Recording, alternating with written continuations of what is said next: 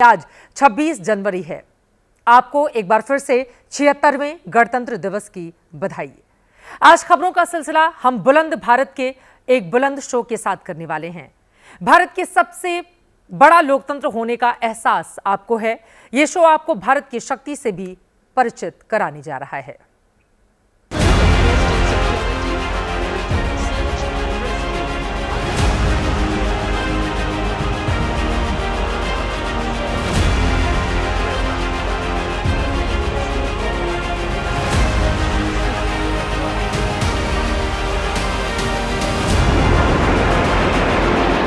Rafale का वज्र प्रहार।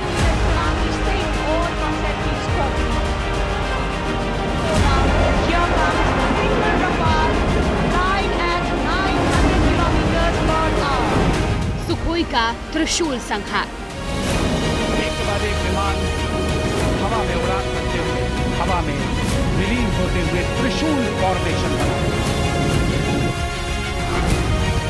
जैगुआर की आर पार। And there you can see 5 Jaguars in arrow formation. Apache की विध्वंस हुंकार। With its advanced fire control radar, night vision system, and arsenal of Hellfire missiles. Globe master की भीम ललकार। शॉन स्टीमिंग फ्यूल में विक्ट्री फॉर्मेशन बनाते हुए Led by Group Captain. दुश्मनों के खिलाफ विजय नाद। हिंदुस्तान की महाकाल गर्जना।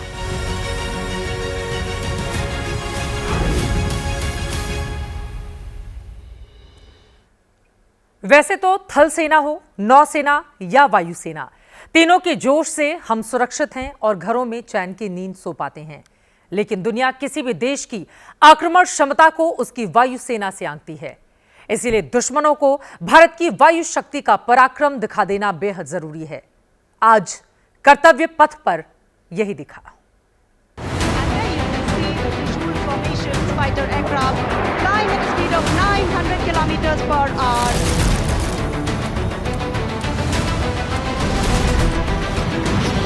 Six Rafale fighter aircraft. Delhi के आसमान में ये फाइटर राफेल का वो तूफान है जो हिंदुस्तान के दुश्मनों को हिलाने के लिए काफी है।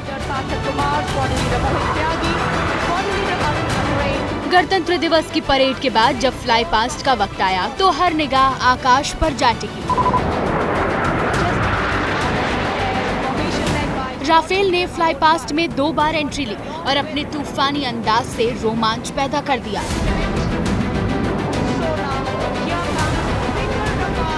लंबे इंतजार के बाद 6 राफेल एक साथ फ्लाई पास्ट में दस्तक दी। एयरफोर्स के 17वें स्क्वाड्रन के ये 6 राफेल आसमान को चीरते हुए कर्तव्य पथ के ऊपर पहुंचे। इन्होंने मिलकर ब्रजांग फॉर्मेशन बनाया। आसमानी युद्ध में इसे सबसे मुश्किल चक्रव्यूह माना जाता है, जिसे तोड़ना दुश्मन के लिए आसान नहीं। इसके साथ ही एक राफेल फाइटर जेट का विजय फॉर्मेशन भी सबका ध्यान अपनी ओर खींच गया। इसने आसमान में गोते लगाने की शुरुआत की तो सभी हैरान रह गए। अपनी ऊंचाई को अचानक कम करके दुश्मन पर पलटवार की ये खासियत राफेल को अजय बनाती है। 900 किलोमीटर प्रति घंटे की रफ्तार से उड़ान भरते राफेल का ये महातूफान है जो दुश्मनों के लिए किसी खौफ से कम नहीं। चीन और पाकिस्तान जैसे देशों के लिए राफेल अलार्म की तरह है। दोनों देशों के पास इसके मुकाबले कोई फाइटर जेट नहीं। यही वजह है कि राफेल दुश्मनों के लिए साक्षात काल कहा जाता है। जहां तक पाकिस्तान का सवाल है, रफाल ने इतनी शक्ति दे दी है कि पाकिस्तान से अब किसी भी फाइटर पायलट को उड़ान भरने में सोचना पड़ेगा। चीन से हमारा एक बहुत बड़ा एडवांटेज है हिमालयन रेंज का। चीन के जहाज जब वहां से उड़ेंगे जिस हाइट पर वो हैं, तो उनमें उतना एम्यूनिशन रखना, उतनी रेंज रखना या उतनी प्रिसिशन रखना एक तरीके से नामुमकिन होगा। डॉग फाइट में या ग्राउंड अटैक में या एयर सुपीरियरिटी में इंडियन एयरफोर्स को चैलेंज कर सकें, खास तौर से जब उसको लीड करने के लिए रफाल हमारे पास अवेलेबल है। फ्रांस में बने राफेल को भारतीय वायुसेना में 2020 में शामिल किया गया था और अब इसकी तैनाती अग्रिम मोर्चे पर हो चुकी है। ये 17वें स्क्वाड्रन का हिस्सा है जिसे गोल्डन एरो का नाम दिया गया है। राफेल की सबसे बड़ी खासियत इसकी सुपरसोनिक स्पीड है। इसकी रफ्तार 2200 से 2300 किलोमीटर प्रति घंटे की है। राफेल की मारक रेंज 3700 किलोमीटर की है। ये हवा से हवा और हवा से जमीन पर सटीक मिसाइल हमले कर सकता है। इसमें 3 तरह की मिसाइलें लगाई जाती हैं। राफेल, मीटियोर, स्कैल्प और हैमर मिसाइल से लैस है। स्कैल्प और हैमर मिसाइल हवा से जमीन पर जबरदस्त हमला बोलती है। राफेल 1 मिनट में 18,000 मीटर की ऊंचाई तक पहुंच सकता है, तो अपने साथ 9,500 किलो का वॉरहेड भी ले जा सकता है। ये लगातार 60 घंटे की उड़ान भर सकता है और 40 दुश्मनों की पहचान एक बार में कर सकता है। यही वजह है कि इसे मारक जेट की तरह माना जाता है। इसके अंदर मैन्युवरेबिलिटी है, स्टेल्थ कैपेबिलिटी है और इंजन पावर है, और इसके अंदर न्यूक्लियर मिसाइल कैरी करने की कैपेबिलिटी है। तो अगर आप इस फुल डायमेंशन में देखें तो इसकी मारक क्षमता एक तरीके से हर रोल के लिए अवेलेबल है। और जहाँ तक सवाल है आर्मामेंट का, मीटियोर है जो बियॉन्ड विजुअल रेंज मिसाइल है, और स्कैल्प है, स्कैल्प एजी है जो 300 किलोमीटर तक प्रिसिशन से अटैक कर सकती है। इसमें एक्सोसेट मिसाइल भी है जो एंटी शिप मिशंस में काम आएगी, इसीलिए इसको ओमनी रोल बोलते हैं। भारतीय वायुसेना के पास इस वक्त 36 राफेल फाइटर हैं। इनमें 28 सिंगल सीटर और 8 2 सीटर एयरक्राफ्ट हैं। अमूमन 26 जनवरी के वक्त दिल्ली में कोहरा और प्रदूषण काफी रहता है, लेकिन आज आसमान साफ था, धूप खिली हुई थी। ऐसे में आसमान में भारत के शौर्य की चमक ज्यादा बिखरी। लड़ाकू विमानों की गड़गड़ाहट और उनके करतब साफ साफ दिखाई दे रहे थे। भारत के दुश्मन भी इस फ्लाई पास से जरूर दहले होंगे। जी हाँ, निगाहें आकाश की ओर है और वायु विचरण करते हुए, वायु गर्जन करते हुए भारतीय वायुसेना के जांबाज flying at 900 kilometers per hour. एक के बाद एक विमान हवा में उड़ान भरते हुए। And there you can see the Trishul formation comprising 3 Sukhoi 30 MKI air dominance. आसमान झक नीला था, निखरी हुई धूप थी। यही वजह थी कि जब कर्तव्य पथ के ऊपर फ्लाई पास्ट शुरू हुआ तो फाइटर जेट बादलों में नहीं छिपे, ये साफ साफ नजर आए। Sukhoi 30 air dominance. C-17 globe master transport aircraft के अगल बगल पराक्रम की इबारत लिखते ये हैं विध्वंसक सुखोई 30 विमान। नेतृत्व में साथ में है ग्रुप कैप्टन ध्रुव कुमार और विंग कमांडर। आकाश में सफेद धुएं का ये गुबार बताने को काफी है कि multi role fighter jet Sukhoi क्या क्या कर सकता है। सुखोई 30 सिर्फ सरहदों की सुरक्षा नहीं करता, वक्त पड़ने पर ये दूसरे एयरक्राफ्ट के लिए रक्षा दीवार भी बन जाता है। उड़ान भरते हुए Led by group captain. C-17 globe master के साथ 2 सुखोई 30 फाइटर जेट के इस फॉर्मेशन को भीम नाम दिया गया था। Beam formation. Now gracing the Sukhoi ने फ्लाई पास्ट में राफेल की तरह ही 2 बार एंट्री ली, एक बार ग्लोब मास्टर के साथ, दूसरी बार नेवी के P-8I टोही विमान के साथ। इस फॉर्मेशन को वरुण नाम दिया गया था। 789 किलोमीटर प्रति घंटे की रफ्तार से उड़ान भरने वाले टोही विमान P-8I के साथ 2100 किलोमीटर प्रति घंटे की रफ्तार से उड़ान भरने वाले सुखोई एयरक्राफ्ट ने जबरदस्त जुगलबंदी की।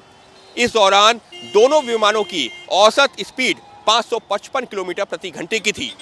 मोस्टली सुखाइस का इस्तेमाल जो है एयर सुपीरियरिटी के लिए किया जाता है, और हमारे पास जो इंडियन एयरफोर्स की बैकबोन है वो सुखोई एयरक्राफ्ट की ही है। इस एयरक्राफ्ट में रशियन वेपन्स को, फ्रेंच वेपन्स को और ओन इंडिजिनस वेपन्स को कैरी करने की क्षमता है। ये इसको बहुत यूनिक पोजीशन देती है। इसका मतलब हम अपनी मिसाइल्स भी इसमें इस्तेमाल कर सकते हैं, जो कि युद्ध के दौरान बहुत बड़ी बात होती है। Wing commander CP Reddy.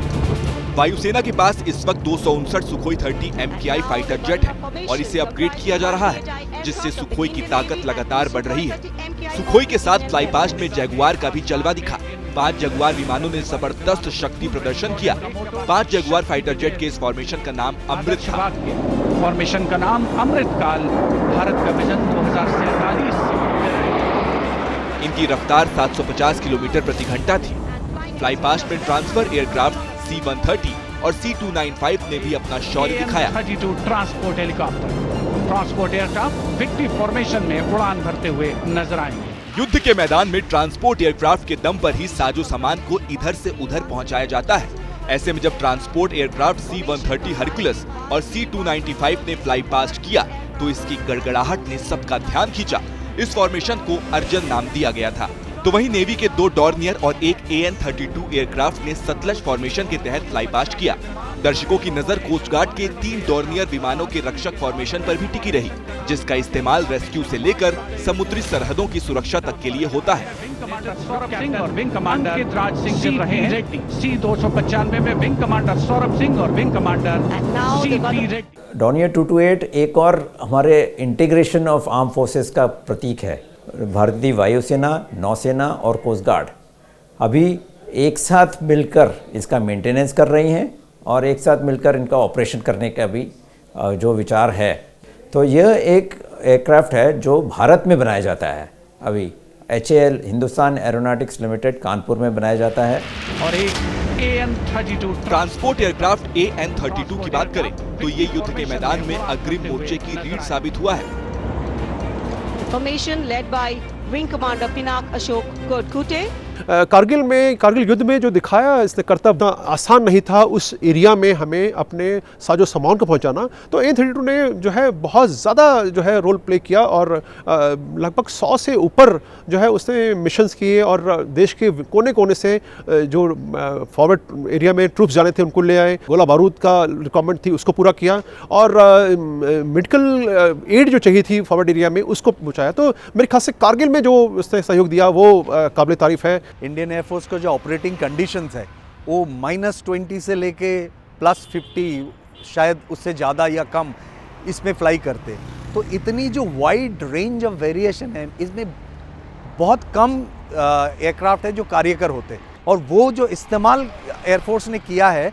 तो एक जहाज़ का अगर रोल X है उसको एयरफोर्स के ट्रेनिंग और हमारे पायलट्स की खूबियाँ उसको 2x या 3x तक लेके जाता है। सो इंडियन एयरफोर्स के लिए AN-32 एक वर्कफोर्स रहा और रहेंगे भी फ्यूचर में।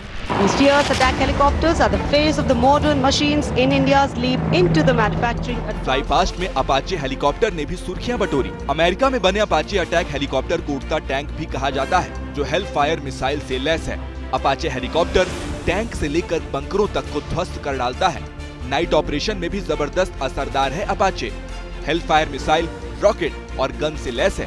2019 से ये अटैक हेलीकॉप्टर इंडियन एयरफोर्स में है। हेलीकॉप्टर विक्ट्री फॉर्मेशन में, तेज खिली हुई धूप और साफ आसमान, वायु गर्जन, वायु विचरण, शौर्य साहस का परिचय। तो ये थी 75 साल के भारतीय गणतंत्र की ताकत, जो आपने दिल्ली में राजपथ के ऊपर देखी। 26 जनवरी 1950 को भारतीय संविधान लागू हुआ था, वो भी 75 का हो गया है। आज गणतंत्र दिवस की परेड में भी देश का संविधान छाया रहा। परेड में झांकियों की शुरुआत ही संविधान से हुई। सबसे आगे सामाजिक अधिकारिता और न्याय मंत्रालय की झांकी थी, जिससे संविधान और उसकी प्रस्तावना को दर्शाया गया। साथ निभाए हर इंसान, संविधान देश का ये अभिमान,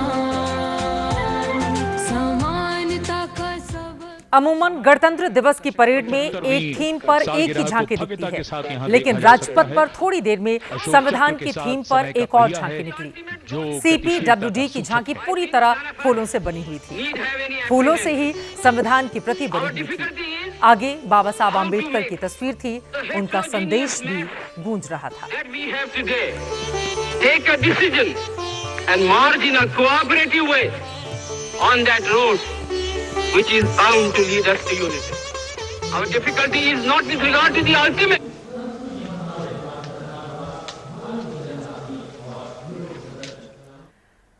हाल ही में देश की राजनीति में संविधान को लेकर माहौल काफी गर्म रहा है।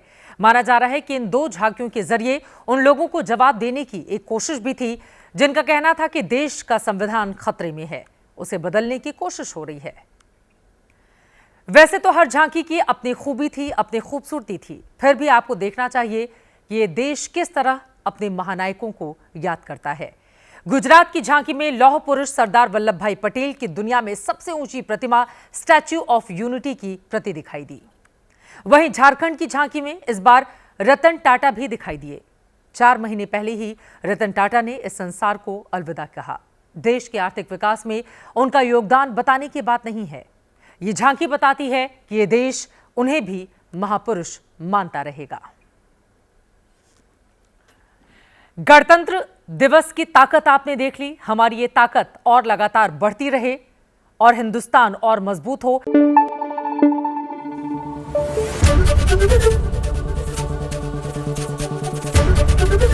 एबीपी न्यूज आपको रखे आगे।